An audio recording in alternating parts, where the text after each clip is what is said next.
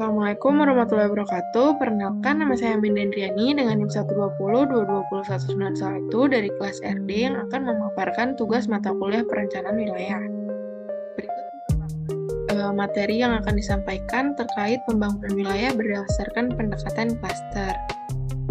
Dengan outline yaitu latar belakang dan pengembangan konsep, lalu ada konsep klaster, lalu perumusan strategi pembangunan regional, lalu ada kebijakan dan juga ada kritik. Menurut Michael E. Porter, keunggulan kompetitif merupakan jantung dari kinerja perusahaan di tengah adanya persaingan yang semakin kompetitif serta adanya upaya perusahaan dalam mempraktikkan berbagai cara supaya lebih maju, yaitu dengan tantangan yang dihadapi berupa ekonomi wilayah dan kota di Indonesia yang tumbuh lambat karena adanya tekanan krisis ekonomi dan juga bencana. Selanjutnya ada pengembangan konsep, yaitu di mana kondisi pertumbuhan ekonomi lambat diakibatkan adanya krisis ekonomi.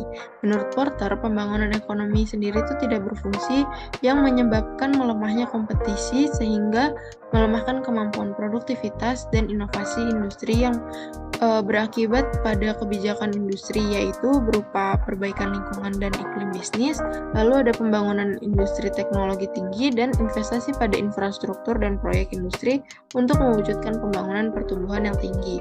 Menurut Porter sendiri, kebijakan pengembangan regional berfokus pada pengembangan keunggulan kompetitif. Selanjutnya ada faktor keunggulan daya saing, yaitu endowment, keunggulan makroekonomi, dan juga keunggulan mikroekonomi. Di mana endowment sendiri mempengaruhi keunggulan daya saing, yaitu berupa sumber daya yang telah dimiliki suatu lokasi, seperti lokasi, lahan, kesuburan tanah, iklim, sumber daya alam, bentang alam, pemandangan alam, lingkungan, penduduk, warisan atau cagar budaya. Lalu keunggulan makroekonomi dalam mempengaruhi keunggulan daya saing yaitu adanya kebijakan moneter, pembangunan manusia, dan kelembagaan politik yang efektif. Lalu untuk keunggulan mikroekonomi sendiri yaitu kualitas lingkungan, pengembangan klaster, kecanggihan strategi, dan adanya operasional perusahaan. Selanjutnya, membahas tentang klaster, di mana klaster merupakan kelompok perusahaan yang berhubungan secara geografis dan langsung dengan kelembagaan yang berkaitan dalam bidang tertentu, yang dihubungkan oleh kesamaan dan hubungan yang saling melengkapi. Dalam klaster sendiri itu mencakup industri dan entitas lain yang penting bagi persaingan, lalu lembaga pemerintahan dan macam lainnya, adanya penyediaan pelatihan kejuruan, lembaga penetapan standar, asosiasi perdagangan, lalu ada asosiasi perdagangan dan badan kolektif, serta adanya perusahaan asing yang melakukan investasi secara permanen. Selanjutnya ada komposisi ekonomi wilayah berdasarkan klaster, yaitu terbagi menjadi dua, yaitu adanya klaster global dan juga klaster lokal. Klaster global yang mencakup pasar nasional dan juga global lebih mudah terpapar kompetisi dengan wilayah bahkan negara lain. Untuk klaster lokal itu melayani pasar lokal yang paparannya lebih sedikit dengan kompetisi wilayah lain yang di dalam negeri maupun luar negeri. Berdasarkan pengujian Porter sendiri, peran klaster dalam membangun ekonomi itu memberikan manfaat yang kuat dalam produktivitas serta kapasitas untuk berinovasi yang sulit ditandingi oleh perusahaan yang lokasinya berada di tempat lain. Akan tetapi, mekanisme pengorganisasian formal, informal, serta norma budaya ini juga tidak jarang sering memainkan peran dalam fungsi dan pengembangan klaster.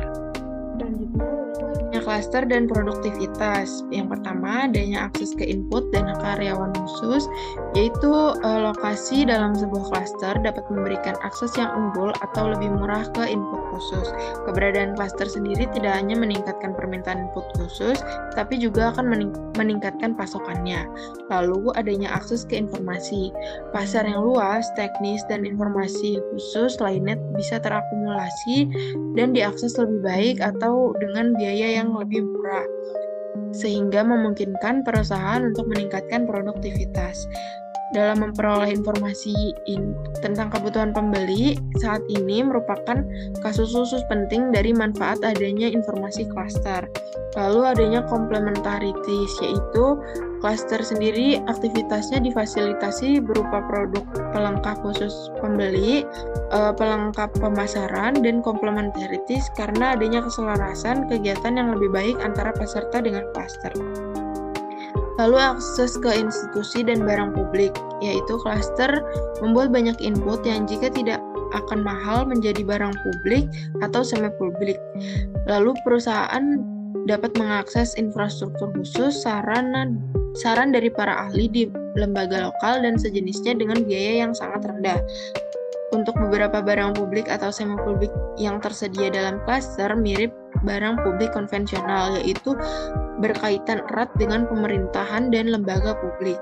Untuk insentif dan pengukuran kinerja, yaitu klaster meningkatkan insentif dalam perusahaan untuk mencapai produktivitas yang tinggi karena adanya beberapa faktor, yaitu tekanan kompetitif dengan pesaing lokal dan persaingan dengan sesama perusahaan. Selanjutnya, yaitu partisipasi klaster menawarkan banyaknya potensi keuntungan dalam inovasi dan juga meningkatkan dibanding dengan lokasi yang terisolasi. Perusahaan klaster sering dapat membedakan tren pembeli lebih cepat dibanding pesaing yang terisolasi.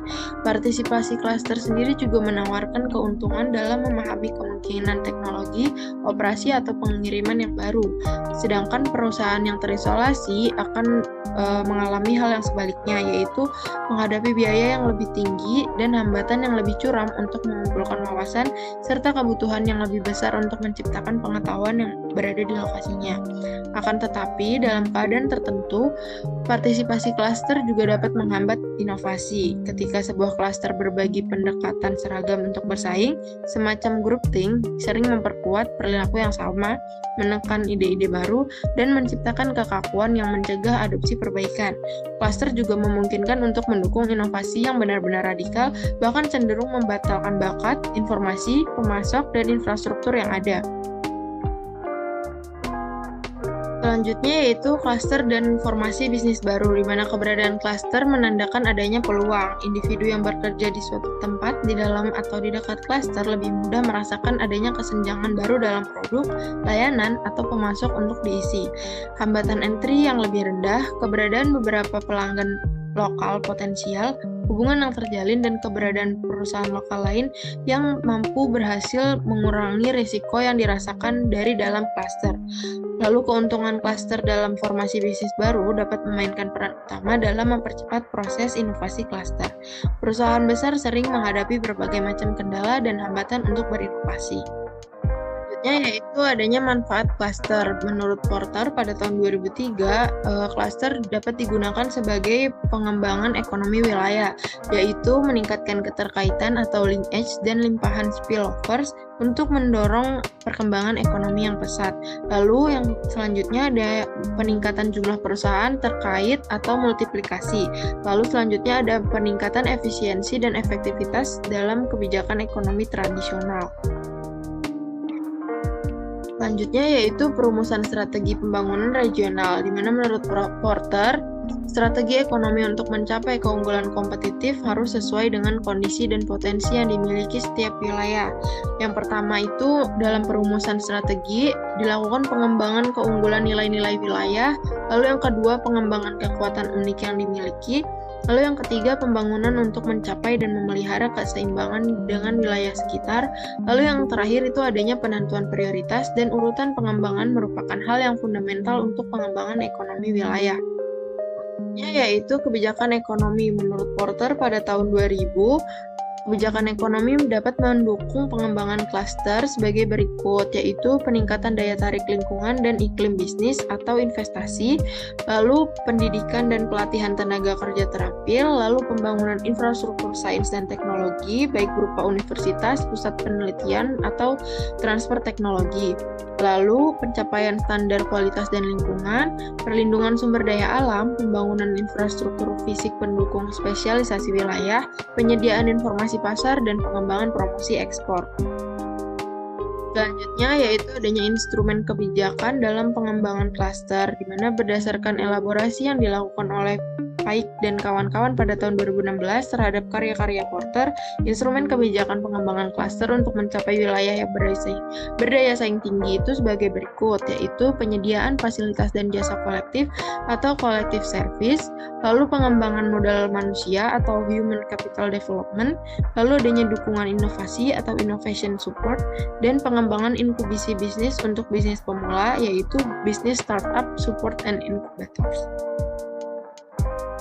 Konsep cluster yang diusung oleh Porter tidak luput dari kritik dari para ahli, yaitu yang pertama ada Gordon dan McCann pada tahun 2000 yang menyatakan bahwa kejelasan konseptual dari kelompok ini masih dipertanyakan, terkhusus keterkaitan gagasan dengan keragaman pendekatan teoritis yang ada untuk aglomerasi geografis. Lalu ada Duranton pada 2019 yang menyatakan kritik sebagai berikut, yaitu adanya konsep secara teoritis yang ambigu dan kurang jelas atas rancangannya, lalu manfaat pengelompokan yang terbatas, dan agar konsep tersebut efektif perlu dikembangkan di situasi yang tidak pasti. Lalu yang terakhir ada Paik dan kawan-kawan pada tahun 2016, yaitu evaluasi kritis terhadap bukti dampak aktual dan kebijakan klaster pada pembangunan lokal dan regional ini masih sangat terbatas.